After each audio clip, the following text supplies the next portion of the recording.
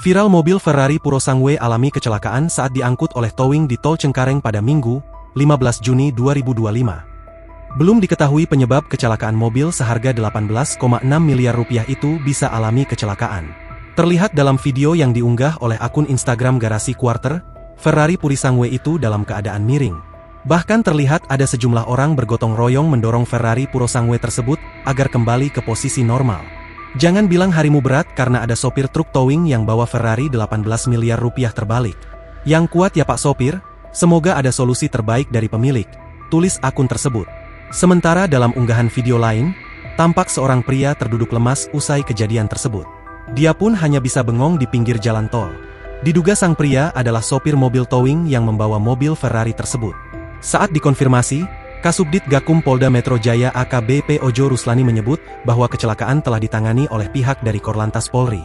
Ia pun belum bisa memberikan keterangan lebih lanjut mengenai kronologi pastinya. Penanganan Polda Metro Jaya, TKP Wilayah Korlantas Tol JLIB, kata Ojo kepada gridauto.com, Senin, 16 Juni 2025. Sementara itu, dikutip dari kompas.com, Kepala Induk PJR Bitung Korlantas Polri, AKP Andi Pradana, menjelaskan kronologi kecelakaan bermula saat kendaraan towing datang dari arah Kembangan menuju Pantai Indah Kapuk.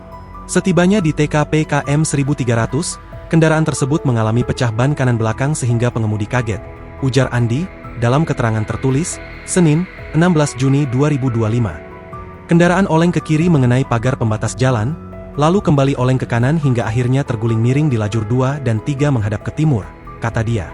Benturan keras terlihat dari kondisi bagian depan mobil towing yang mengalami kerusakan cukup parah.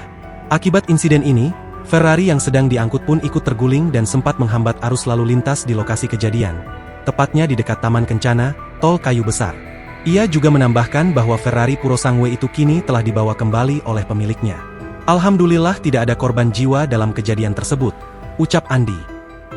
Download Tribun X sekarang. Menghadirkan lokal menjadi Indonesia.